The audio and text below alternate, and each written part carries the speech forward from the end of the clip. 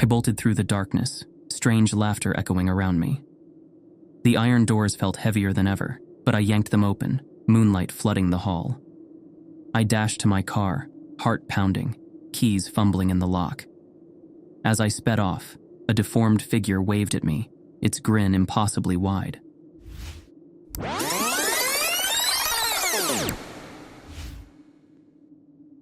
After quitting my position at mall security, I had been looking for some sort of job involving a similar responsibility. Something had always fascinated me about it, the power mainly. And no, don't worry, I'm not some sort of secret totalitarian who wants to rule over people's lives. Rather, I just simply enjoy the feeling of being able to patrol around in uniform. It was oddly fun to me, not quite sure why. It had been a long and grueling couple weeks of unemployment until I was offered a night shift job at a storage unit building that was a few miles off in the outskirts of the city. The manager of the property seemed just as thrilled to give me the job as I was to take it. It was especially cold during these times here in Minnesota. Christmas was not too far off, which I was extremely excited about. I was going to go visit my family down in Chicago, Illinois during all that. Trading presents, eating good food, and indulging in social interaction. I'm still only 27 years old at the time of writing this, so my excitement of being able to drink was still quite strong. I wasn't an alcoholic by any means. But coming home after a long day at work and cracking open a cold beer never hurt anyone. When the night had finally arrived for me to start my first shift, I was relaxing in my admittedly messy apartment, watching whatever had piqued my interest on Netflix until it was nearly 7 in the evening. I lived alone, so I hadn't ever really worried about bothering others with my lazy appearance whenever I had nothing to do for the day. It wasn't that I was a deadbeat or anything. I just never felt the need to overachieve or to do more than what was expected of me. But yet, whenever I did do any hard work, I always felt proud of myself. But tonight was different. I had already collected my security uniform from the owner of the building a few days previously, so I was dressed up and all ready to go. But for some reason, I collected the uniform at the guy's house instead of the building, which I found to be a little strange, but tried not to dig too deep into it. This night would be my first night, seeing the actual building itself. I already had the address of the place written down. I hopped in the car and began my drive over to the storage unit building. I had lived in the city pretty much all my life, so I was always used to the hectic and often chaotic nature of the roads. Even at nighttime, the streets were quite crowded. Way more so than they should have been. My shift actually started at 9, but the traffic on my way had held me back for nearly an hour, and my euphoria of excitement was beginning to dwindle into bitter frustration at all the people who had either cut me off or drove so slow to the point to where getting out and running seemed like a more valid option. I did my best to keep my head up, though. There was no need to delve into such mindless anger over something that wasn't even that bad in the grand scheme of things. The destination was worth the trip. After what seemed like an eternity, I had finally arrived at the area of the storage unit building. It was even more isolated than what I had originally thought. It was a large, square-shaped cement structure with 2 big iron doors on the front. In between the doors was a large chain lock keeping them together, which I had the key for. Behind the building was the beginning of a very eerie-looking forest. Nothing but trees and bushes. For miles is what it seemed like. I was definitely alone out here, so the chances of having to deal with burglary seemed quite low. I smiled, thinking about how this job was going to be even easier than I thought. It even paid well above minimum wage. I don't see how I could have landed a sweeter deal than what was in front of me. I parked my car off to the side where the iron door to the left ended, and it was just pure cement. I reached into the backseat of the car and grabbed my nightstick, flashlight, and keys to the building before hesitantly stepping outside of the car. Marching my way up to the colossal doors, I kept my eyes low towards the concrete ground. The night was strangely quiet now, although that would have put most people on edge. I found it rather relaxing, for once the sounds of cars, buses, and trains were gone. Once I had found the right key to the lock, I lifted my head to begin unlocking it. However, when I looked up, I saw something that not only made me shiver in place, but caused me to jump back so suddenly that I had dropped the key itself. "What the hell?" I blurted, stepping back a few feet to process the sight. On the doors, where the large lock was, were scratches. Very long, large scratches that looked as if a steroid-induced brown bear had done it. Just a second ago, the door looked completely untouched and as smooth as butter. A clean, white, pristine finish over the iron material. The chains of the lock had also been cut by whatever had made the scratches, which seemed impossible for me to not be able to hear, considering I was right next to the dang thing. Well, I guess there's no need for the key then. I muttered nervously to myself, picking up the keys with slightly shaking hands. Putting a hand on each iron door, I heaved and pushed with all my might and opened the doors open. Luckily, they had supports built in to help me. Otherwise, there was no way I was getting into this building without explosives. The doors gave off a very low, rumbling noise as I pushed them further and further open, almost as if they had voices of their own. After a few more seconds of finally pushing and putting my back into it, the doors were finally open and I could step inside. When I looked forward, the building had a pretty simple layout. There was a long and 10 feet wide hallway down the middle, and multiple small garage door storage units on each side. At the very end sat a medium-sized wooden desk with a black leather chair behind it, accompanied by a small glass window that looked onto the desk, where supposedly I was going to be stationed for the night. Towards the top of the ceiling ran a long metal balcony that circled the entire rectangular perimeter of the interior. When I turned and repeated the process I had gone through earlier to open the doors in order to close them, I could have sworn I saw what looked to be like a small, brittle and skinny-looking little boy staring at me just before the doors shut. My heartbeat rose ever so slightly as the intense, slamming sound of the doors closing erupted throughout the room, before it all returned back to the peaceful, yet uncomfortable silence. I had just figured it was my brain going crazy due to the lack of stimulation I was usually used to. I took just a few extra seconds to make sure that the doors were completely shut and secured tightly, not that I was fearful of anyone being able to get in here anyway. When the doors were shut, the place seemed to be secured. I walked myself down the hallway over to the security desk. However, before sitting down, I looked over to my left. On the wall, there was a very old, busted-up, heavy-looking wooden door that looked like it had been around for much longer than the building had. There were drawings in what appeared to be chalk. They were all just a bunch of creepy-looking symbols, one of them being a pentagram. But that was about the only one I had recognized. I figured some teenagers had come by long before I was here and just vandalized it with their own twisted sense of humor. Not too much of a big deal. Only I was conflicted as to how they got past the doors in the first place. I remembered the purpose of the doors, with the symbol on it though.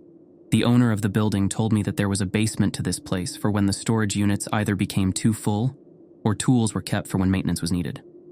Therefore, I stopped questioning it and finally sat down at the desk, rummaging through a couple of the drawers in order to find the things that I had needed. A couple minutes of ravaging through the desk led me to getting a hold of the employee handbook for security.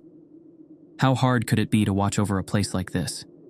What truly caught my attention was a piece of paper underneath the handbook that read, "The Rules," in the same chalk that had been used to draw on the door to the basement. The handwriting of the note was sloppy, as if it had been written by a young child. "The rules. Please follow these to T. It can and will save your life." It read at the top. Rule number 1. If you hear footsteps rapidly approaching up the basement stairs, stay in your chair and don't go near the door or make a sound. Sit quietly and wait for 30 seconds. Rule number 2.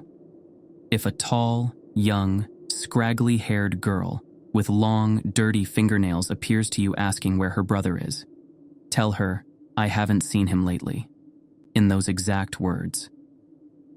Rule number 3. If you hear scratching coming from inside the garage, closest to the big iron doors on the right, walk up to it and tap your nightstick lightly 3 times against the door. Do not talk or make any other sounds. It doesn't like that. Rule 4. When midnight arrives, there will come noises of a small female child crying from outside in the woods behind the building. Do not investigate this crying, no matter how human it may sound. Rule number 5.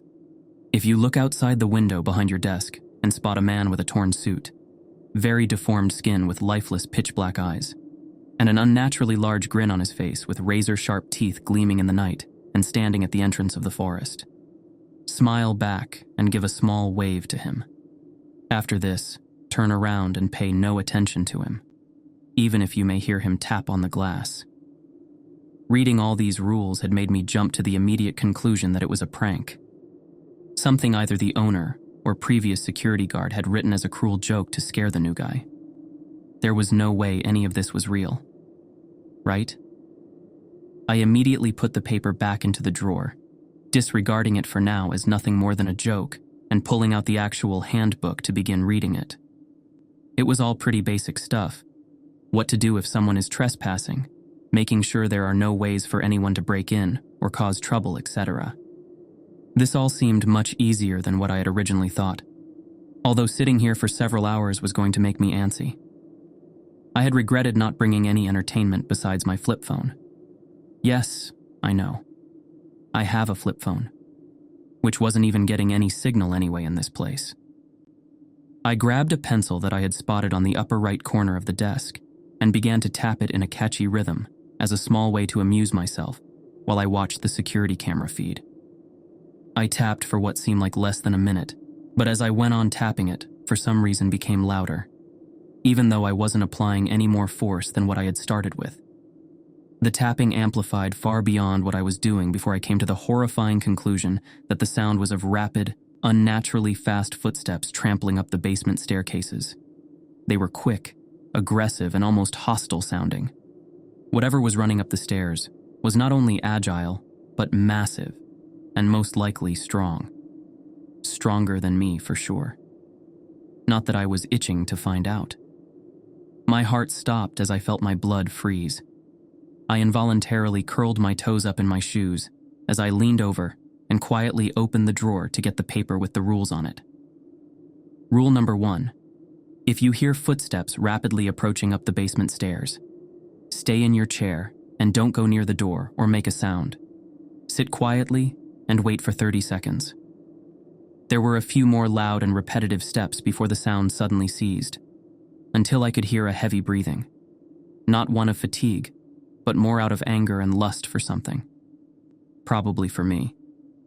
I couldn't tell if it was feminine or male, just that it sounded hungry, like it hadn't eaten anything in weeks. I sat as still as I possibly could in the chair. My breathing was irregular, and my hands began to shake in terror. But I did what the paper had told me and stayed silent. But I wanted nothing more than to open my mouth as wide as possible and just scream. I know doing that at this point was an instant way to earn myself a horrible death. I had imagined many ideas for what sort of horrible entity or creature could have been on the other side of the door. It wanted to hurt me. I just knew it. I know staying silent was a part of getting out of this situation alive, but I knew that thing was still aware of my presence nonetheless. The breathing became slightly louder, although it didn't bang on or touch the door in anyway. Its presence was enough to make me shiver like a child. But after the 30 seconds had finally passed, the sound of whatever the thing was on the other side of the door running back down the stairs, just as fast as it ran up them, gave me the opportunity to finally be able to take a deep breath comfortably. The fast footsteps slowly faded out as the creature moved south down the building back into the basement. I'm pretty sure the basement was some sort of portal to hell instead of a regular old basement. It took me a minute to regain the courage to move. I did my best to normalize my breathing back to what it had been before that nightmare of an event had taken place. I wish I could tell you that my previous experience had prepared me for something like this. But no, not even close. I kept rereading the piece of paper with the rules on it. I wanted to make sure I got the rules cemented into my head. Although I was going to keep the paper on me just in case. I wasn't going to go another second without having it in my possession. At this point, it would be foolish. None of this felt real. Why hadn't the owner told me anything about this? Why wasn't this place closed down? Abandoned? To hell with all of this. That is, if I wasn't in hell already. I knew that attempting to go home early seemed like even more of a death sentence now. I didn't want to risk setting foot outside of the structure. even with whatever the hell that thing was in the basement. As long as I kept the door sealed and shut, I figured I would be okay. I was able to at least check the time on my phone. Despite the lack of signal, it was currently 11:30 p.m. Getting close to midnight. In order to calm my nerves, I began to pace up and down between the storage units, carrying my nightstick in one hand and the rules in the other. But that didn't stop the fact that I had the overwhelming feeling of being watched looming over me. It was almost as if the strange forces in this place didn't want me here. Or anyone for that matter. As I was pacing, I came to the opposite end of the hallway to my desk. I took a look at the garage doors, making sure there were no flaws or breachable points. I can't wait until this is over, I muttered to myself. Naturally, when I had finished my little sweep. My first action was to begin walking back and turn around, which I did, and immediately regretted it. Standing in front of the desk was a very tall woman. She had to be nearly 8 feet. Her black, long, scraggly hair hung down to her legs and covered most of her face. Save for part of her forehead, she was impossibly skinny, but that only made her more inhumanly horrific in her appearance. Her fingernails looked between 4 and 6 inches long. They were extremely dirty and beat up, covered in what seemed like dried-up blood just from first glance. What made me really flinch was the fact that she was nude, but possessed no breasts or typical genitals of a human female. She stood perfectly still as she stared down at me, not even breathing as she kept her eyes fixed on me. "Have you seen my brother?" she asked. Her voice was extremely raspy, not in a masculine way, but it sounded as if someone decided to violently slide a cheese grater up and down her throat. I froze up, not knowing what to do. I began to internally panic, and my instincts were getting the best of me. The rules had temporarily left my head as I tried desperately to remember them. "Answer me!" she shrieked. The room shook under the force of her wavelengths as her demonic voice boomed throughout the structure of the building. No, I haven't." "I promise," I quickly blurted out. Crap. I thought to myself, I had forgotten what I was actually supposed to say to her. I had broken one of the rules. The girl snapped her head to the right quickly as if she had just broken her neck. Her hair didn't move out of her face, save for her eyes, which I guess was a good thing at this point. I grabbed my nightstick while it was on my waistband, gripping it tightly in case she came at me. But she just stood there doing absolutely nothing while staring at me. I didn't even want to blink. I did everything I could to keep my eyes open and make sure that my attention hadn't been taken off of her, not even for a second. My eyes burned and a stinging sensation crept up on me as I strained to keep them open. Eventually, I had no choice but to let myself blink, which then gave the woman enough to vanish. I turned frantically and looked all around to make sure she wasn't in the building. I know for a fact that it probably wasn't going to be my last time ever seeing her. I immediately exhaled once I saw the space was empty and the coast appeared to be clear, but still kept my grip on my nightstick while using my other hand to pull out the piece of paper with the rules on it to see how gravely I had messed up. Rule number 2. If a tall, young, scraggly-haired girl with long, dirty fingernails appears to you asking where her brother is, tell her, "I haven't seen him lately," in those exact words. Seeing my mistake physically written down in front of me did nothing to help my nerves. I could feel my hands sweating a river as I tried to take bigger, slower breaths to calm myself down. Speaking of my hands, however, when I looked at the back of my left wrist, there had been a pentagram carved into it, despite the fact I felt no pain or blade slice my skin. It wasn't bleeding heavily, but it was still red, like it was a fresh scratch that I had gotten only minutes ago.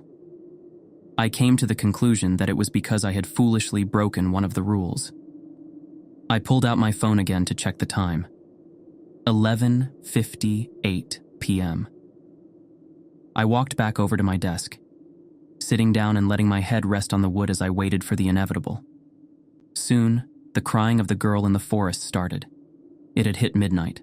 It was agonizing, less crying and more screams of emotional and physical pain. "Please, please help me," the voice begged through the trees. I didn't dare go near the window by the security desk. I didn't want to know what horrific sight was waiting for me there. I stayed in place, not that I was planning on moving anyway. Obviously, my instinct was to open the doors, get into my car, and drive out of here, but whatever was outside definitely wasn't going to let that happen. I needed to at least wait until the cries of the girl stopped.